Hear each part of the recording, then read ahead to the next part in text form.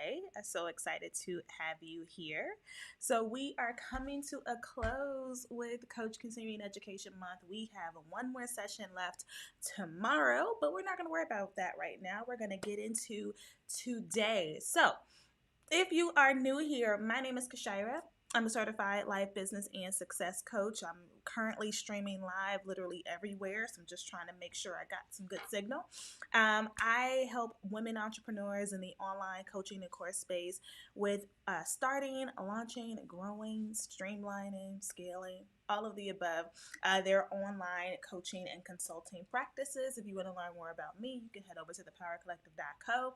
Today, I want to talk to you about must-have systems for the scaled coach, meaning you are in a position where you are seeing at least $10,000 in recurring monthly revenue, and that's like at least. And you are in a position now where you're starting to think about what your next level of growth is going to look like, and you're really trying to figure out what kind of systems, organizational pieces, practices you need to have in place to sustain that. Because once you get past 10K, getting to 20 and 30 actually isn't that difficult. But what can happen if you don't have the right systems in place is that you can actually burn out really, really fast. You can get to a point, especially if you're doing one on one work, where you feel like you literally don't even have time to enjoy the success that you have. And I definitely experienced that a couple years ago when I first crossed the 100K annual mark, and I was getting ready to quit my full time job. And I just felt so overwhelmed and just had no idea what I was supposed to do with myself, how I was supposed to make this work. So I wanted to come in here and share with you just some of those must-have systems. And if you are a new or emerging coach, I do have several videos over on my Instagram and on my Facebook about just systems you need for a profitable coaching practice. So with that being said, let's get into these systems. So, and of course, if you have questions, please drop them in the comments below. Totally happy to answer them. So the first system I want you to think about as a scaled coach is your sales system. So when it comes to having a sales system, most people tend to think that I'm talking about like literal sales, like how people are paying you, your checkout page, your checkout system, the payment process, how easy is that? Is it, user friendly? Are you still sending out invoices, or are you still doing things via Cash App? That's important, but that's not what I'm talking about when it comes to systems for a scaled coach, because that's like bare minimum what you need to have when you're attempting to scale your business. And focusing on just the technology piece of this is going to have you in a space where you're just constantly spending money, but you aren't really seeing any results to the actual problem that you're facing, which is managing demand. So when you're getting ready to scale, right, this is why I like to define for you all what scale actually is. And we had Scale Week 2020 last year, 5 days of me talking about what it really means to scale. This is the business school in me. This, like, we have to really define this. A lot of people who aren't making at least five figures are focused on scale when that's not your priority. You actually need high volume, high revenue in order to even begin to wrap your mind around scale. So when you're jumping so far ahead where you're thinking about these next level things, you're going to really stunt and mess up your growth, because the systems and processes and even the mindset you need to have to go from 0 to 10K looks very different than what you need to have to go from 10K to 20, 30, 40. And then when you're at 40, what you need to think about to now go up higher than that, right? So you really want to make sure that you're focusing on what makes sense for the goals you have now. Obviously, still think long term, but again, I've seen too many coaches spend a lot of money on the wrong tools, the wrong softwares, the wrong coaching programs, because they just prematurely jumped ahead.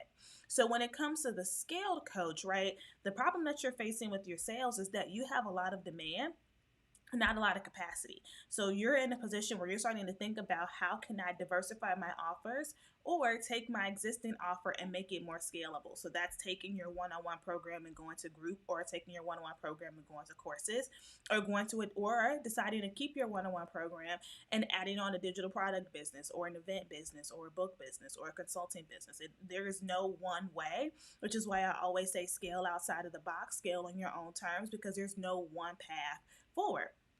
So when we're thinking about how we're going to manage this demand, what I'm really saying with the sales system is you need to have a clear, defined sales cycle. Because one thing you can do in the interim to manage all of this demand is you can begin to source help. You can begin to get people in who can help you with sales calls, with the client onboarding process, with client management. You can get client success coaches in. So when you're thinking about that, you need to have a defined process and a defined way that you manage and handle your sales. Additionally, if you're like, well, I don't want to do any of that, if you have a huge demand, then you need a better way of qualifying clients before you get on the phone with them or before they even make it to the checkout page, right? So when you think about a sales cycle, there are several components of it, and today we won't go too deep into these different components. However, if you want to learn more about it, let me know. This can be a whole other video. But with the sales cycle, that's your preparation process, and the preparation process actually very much mirrors like your market research. So if you are experiencing intense demand, you may want to also think about how wide of a net are you casting with your target customer profile, because you can still operate within the lanes of your niche, but you may be kind of turning a blind eye to people who don't fit the criteria because they can pay or because you like them. So you have people in your programs who don't quite fit the criteria of what you're looking for, but you let them in. And so with that, that means you're now customizing your program, you're customizing your content, and you're continuing to drain that energy. So if you have a lot of demand and you're trying to figure out what clients am I going to let in versus which ones am I going to leave on a wait list for a little while, that's going to be you going back to that market research phase of really thinking through who is the best client for that program. The next piece in sales cycle is prospecting and qualification, and that's basically you attracting that person in and then qualifying them in some kind of way, right? Ensuring that they check a certain amount of boxes from your target customer profile before they even are even able to move to the next phase of a consultation, which is a needs assessment. The sales pitch, the close, follow up, that is a sales cycle. So having that fully documented will not only help you with training sales staff that you may bring in, but it can also help you with figuring out where can technology play a role. Where can I automate certain emails, certain assessments, certain acceptances and rejections, and automatically letting people into the program versus automatically denying certain people. Where can I at least get some support in the front end so I'm not having so many sales calls on the back end with a lot of the wrong people? And so when we think about why this needs to be a priority, it probably sounds like busy work or something you can just skip. The problem here is that two things. One, time and money. One, if you are getting ready to scale, you're at scale and you are struggling with capacity, the last thing you need to do is waste time. You don't need to get on the phone with the people that sneak through that just want to pick your brain. You don't need to be doing a lot of paperwork all day. The second thing is you can easily miss out on long money chasing this fast money, basically meaning you just have checkout form links just literally out here. You're getting problem clients in, and then they stop paying, and now you got to go out and replace them. You're just kind of doing a lot of this different stuff versus getting the right people in who are going to stay with you, the clients who are going to have some longevity with you. But then also keeping in mind that, especially when you're selling high ticket, the sales cycle can be very much longer than 3 days, 4 days, 5 days, your typical webinar funnel. And so if you're so caught up in, well, if people aren't paying me now, I don't care, blah, blah, blah, you're going to miss out on that long money, because some people do, in fact, need to be nurtured, and that is okay. That's why you need these systems in place, because you could have somebody in who's really interested. They may not have the money today. They may not have the time today. They may not be fully ready from a mindset place. And you chose to just ignore them versus nurturing them when 3 months later they could have been ready to pay in full. Right? So when people tell me, hey, I can't do it right now, I can't make this move, I'm never rude, I'm never nasty, I never not reply to them. Great, keep me posted. Let me know. I'd love for you to just send me some updates on your progress every month or so, and like whatever, right? And then of course I continue to nurture them as long as they stay in my, communities. I'm going to continue to pour into them. I'm going to continue to nurture them. Even thinking about this series, right? So if we're talking strategy, I'm doing a month-long free training series, right?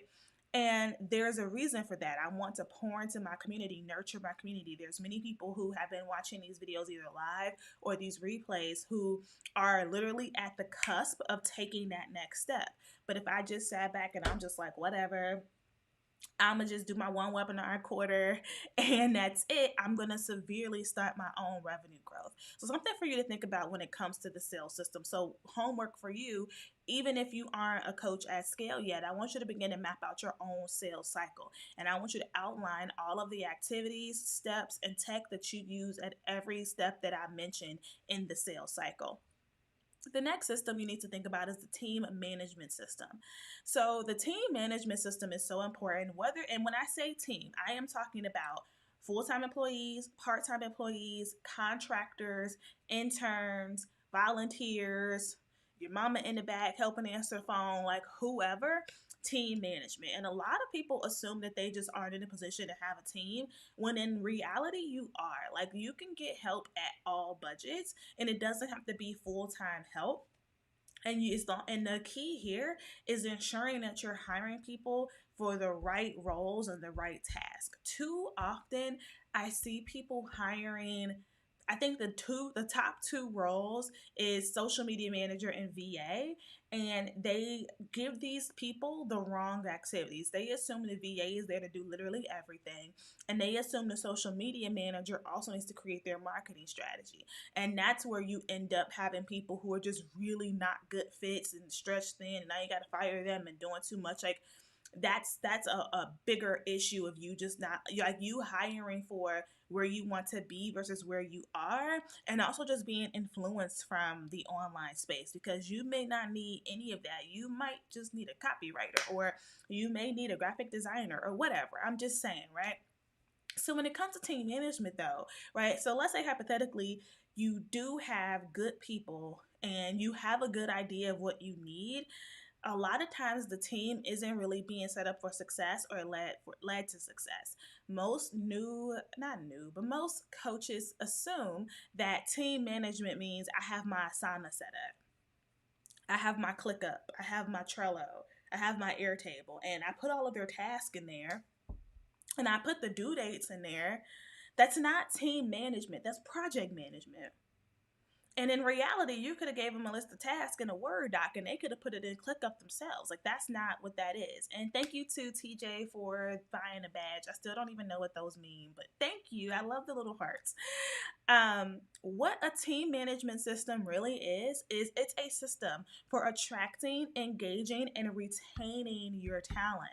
So let me take you back to my HR days, right? I know you're a coach or a course creator or a speaker or whatever you identify as, but you are also the CEO of a company. And until you hire an HR manager, you are also the HR manager of that company, right? And just like major corporations have to think about attracting and retaining and engaging talent, so do you. So, your first step when we're thinking about attracting talent, right? When you're creating your job descriptions, is there clarity on the actual scope of the role? Or are you just copying and pasting tasks from somebody else's job description?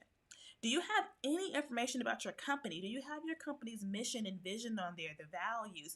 Do you have any kind of description of how this role adds value to the company, or how this role contributes and works with the founder of the company? Are you mentioning in the description that this is a startup and this is a fast paced environment?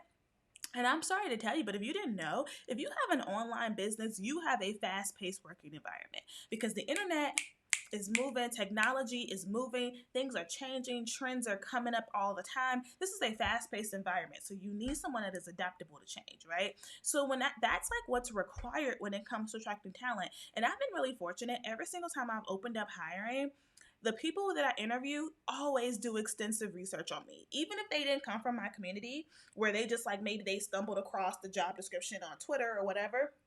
They do extensive research, and what they find actually makes them excited to interview with me. They're excited to learn more about what I have going on. And that's part of the online brand. So when someone Googles you, right? If someone Googles you, your name, your company, what's coming up? How is your company being represented in the online space? Or is it even represented in the online space? Then when it comes to the engaging your talent piece, right? Engaging talent is you really thinking about how are you creating a safe work environment, but also one that promotes growth for that individual? Are you setting that individual up for success? It's like, yes, you gave them a list of tasks, but did you explain how to do the role? Did you give them the right access? Do they understand how this how this project contributes to bigger things within the organization? Are you periodically just checking in with them to see how they feel? You may be in a place where you're just always giving feedback and constructive criticism about this, and this, but you're not really asking them about how they feel and how they best like to communicate and X, Y, and Z. And it's important even for your contractors, if you are working with them, to just check in periodically and just, hey, how are you feeling?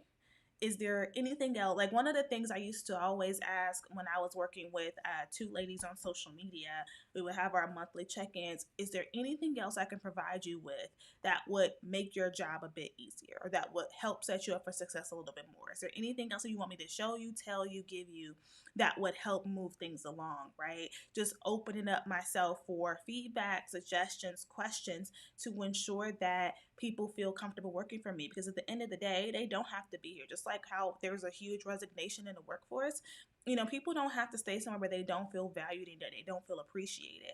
So, and this is again very different than if you're hiring, I don't know, your accountant, and they're just there doing that one particular job and that's it. It's more of their business than yours.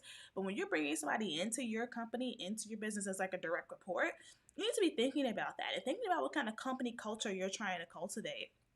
Many of us were pushed out of corporate because of the experiences that we had, right? We just had these not so friendly experiences, especially as women and women of color. But we turn around and we're not thinking about how we're cultivating cultures of inclusion for our own company. And simply hiring Black or hiring whatever race you are is not enough, right? It's, yes, you're hiring them, but then how are you cultivating them? How are you appreciating them? How are you respecting them? How are you creating a company, a culture that they actually begin to love the company as much as you do? And I hear this all the time. Well, no one's going to love my company like me. No one's going to see the vision. Of course they aren't, because you haven't documented the vision. You don't even know the vision. You haven't created a company culture. You haven't created a safe space for somebody to even fall in love with what's going on, right?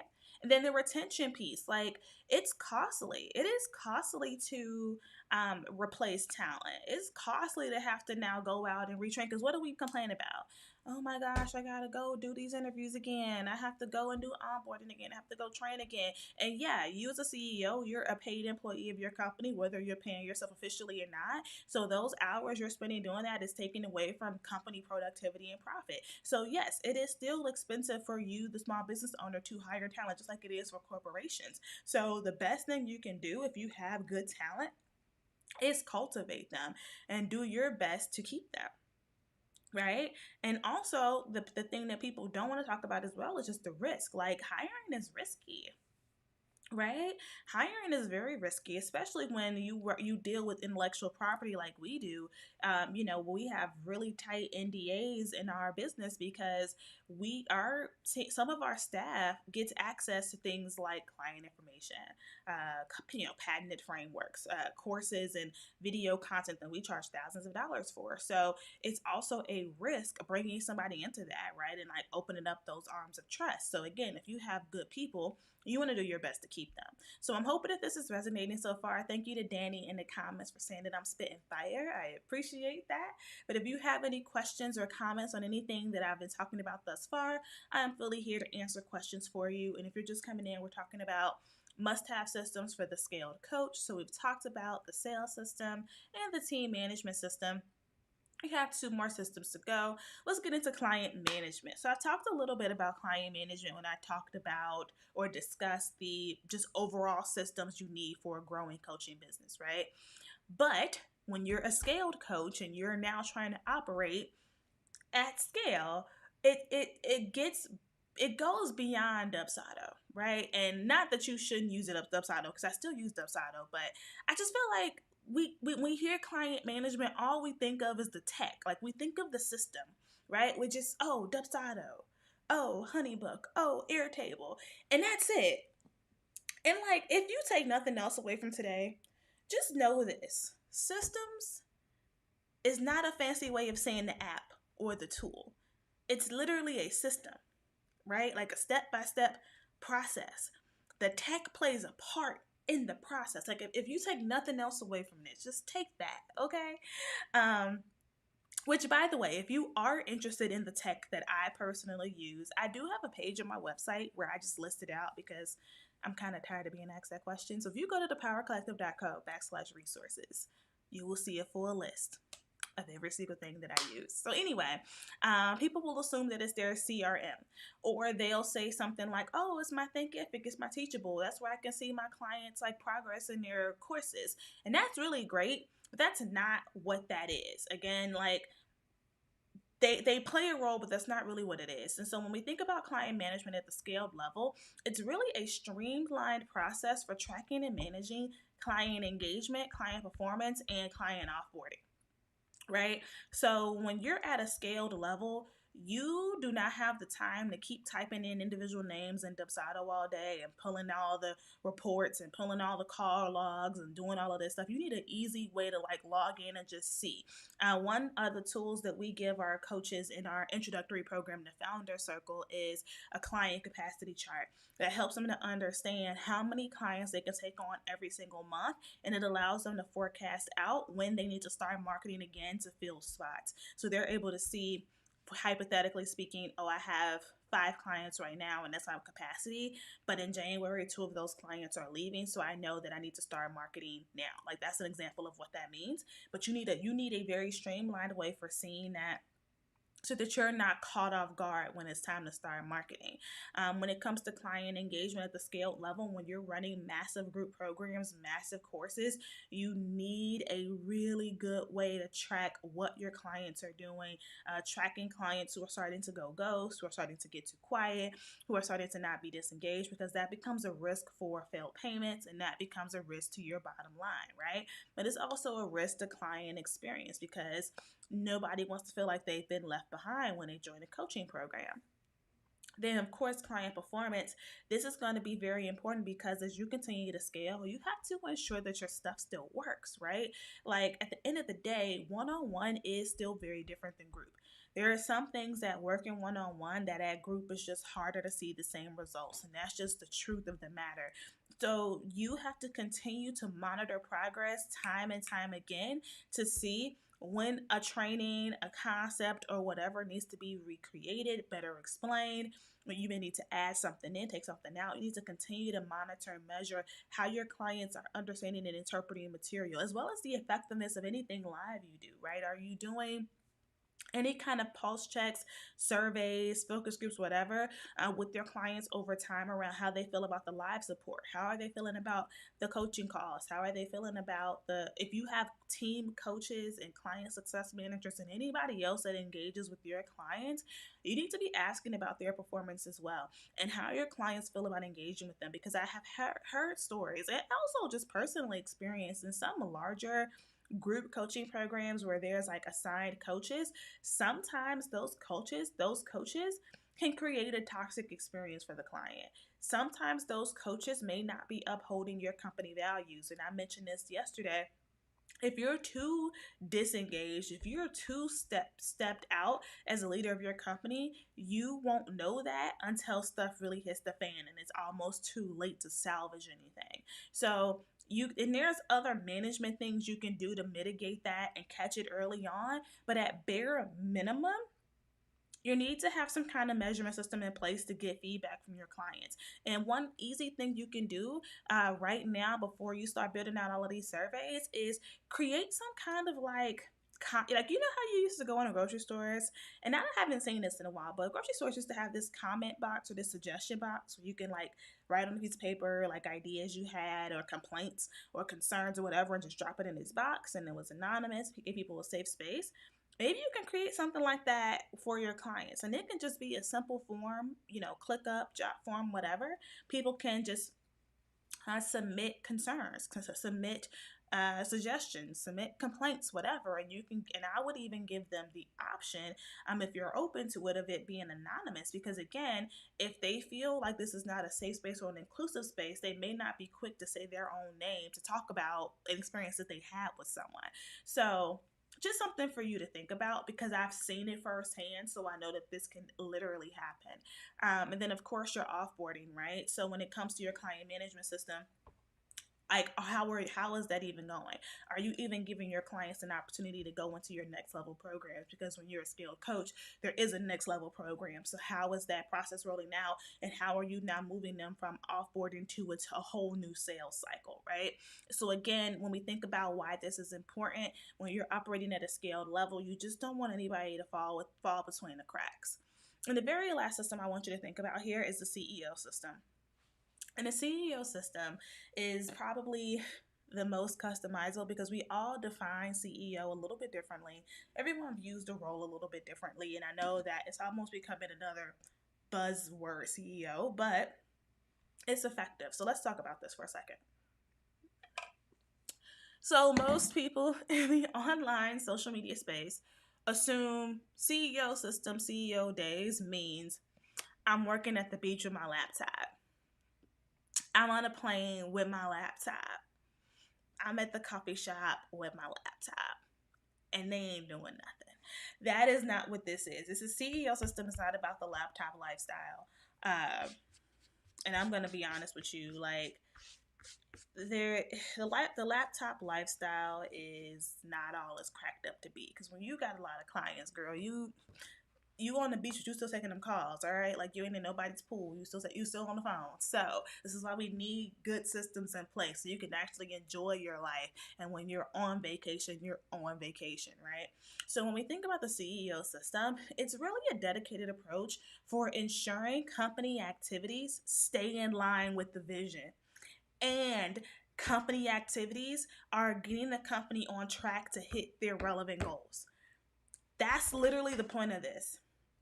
We've taken CEO's day, CEO system, and we've made it this pie in the sky, drawing day. When in reality, when we think about what this literally looks like and what a CEO is responsible for, you need to ensure that your business is doing what it's supposed to do.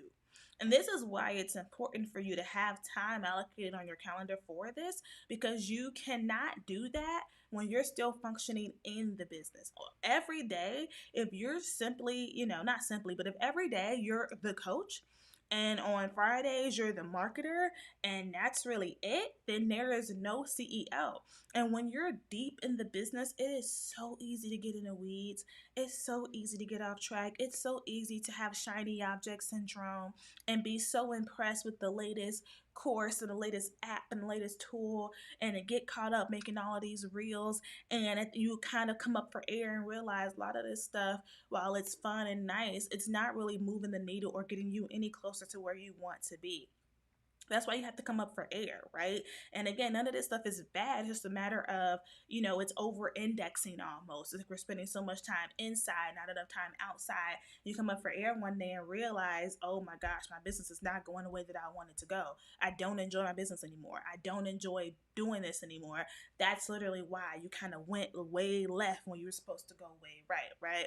So this is you coming out of coach hat, course creator hat, marketer hat, sales hat, whatever. You're coming out of that and you're really thinking about the overall vision of your organization and starting to look at what you do as an organization versus it just being this hustle mentality, and really thinking about what is the long-term goal of this business? What is the 5-10 year plan of this business? And really writing that out. Is your goal to sell?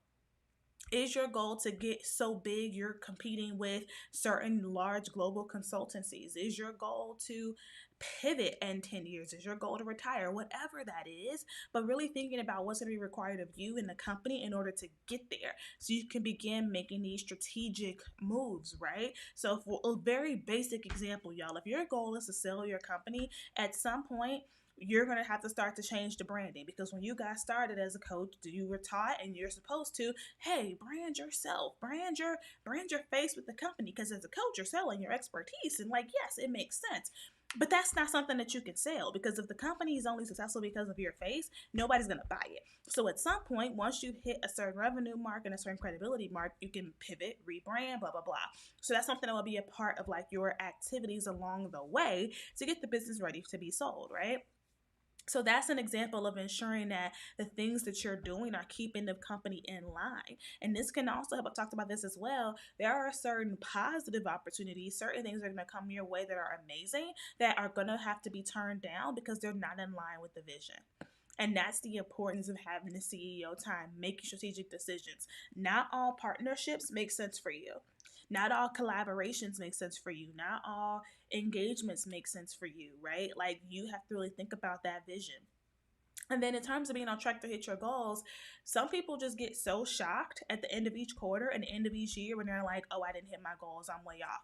Why is that a surprise to you? Why is that a shock to you, right? And I'm not saying that there isn't any disappointment there, but like if we're not really checking in every so often, every week, every month on how we're doing with our goals, then we are going to get shocked. And how do you have time to course correct if you're never actually checking in to see how you're doing? And that's part of what it means to be the CEO, is being able to make those tough decisions on when we need to pivot, pause, stop, regroup, keep going, push forward. But when you're in the weeds, all you're going to know is keep throwing stuff at the wall and seeing what sticks. When you're at the CEO seat, it's let's actually regroup and revisit the entire strategy as a whole to ensure that we're on track to hit these goals. Right? So you have to start to carve out time to intentionally step out of the business, step away from social media, step away from email, step away from Canva, whatever, right? Video editing apps, to get out of TikTok, all of that stuff, and really just sitting down and looking at the data, looking at the numbers, opening up a Google Doc, right? Thinking about the vision, thinking about mapping stuff out long term. What's your 2025 vision, your 2030 vision, 2040 vision, and getting crystal clear on those activities. That being said, I hope that this session was valuable for you and you gained something from it. If you are watching real time or watching a replay, I'd love for you to comment below and let me know which of these systems is going to be a top priority for you as you move forward over the next couple of months. If you are interested in getting support with these systems, if you are a coach who is at scale or ready to scale, we have a coaching program called the Coaches League. It is a one-on-one program where I work with you through that scaling on your own terms process. And that program allows us to work through both the identity work that's required. We have a limitless living framework that we take our CEOs through to help you with the mindset shift of now becoming like that person. And then additionally, we work with you through the diversification of your revenue process. So we'll figure out what path makes sense for you. Do you want to do group programs, courses, digital products, events, books, consulting? These are all things I've personally done, which is why I coach on them. And figuring out, okay, well, what do you want to do? If it's more than one, what's the timeline? What strategy? How do we roll this out together? So that's something that you're interested in. If you are a scaled coach, I highly encourage you to schedule a consultation with me, a discovery call. The link is in my bio, or you can go to thepowercollective.co/work with me to learn more about the Coaches League and to schedule your consultation. If you are a new coach who is inspired by all of this, you're like, how do I get there? We do have beginner-friendly coaching programs as well to get you to that 10K a month or more mark. So with that, I will talk to you all tomorrow for the last session of Coach Continuing Education Month. Tomorrow, we're going to talk a little bit about revenue diversification, right? How to expand your offers without overly confusing your audience. So with that being said, I will see you all tomorrow. Thank you so much for watching. Have a fabulous day. Bye.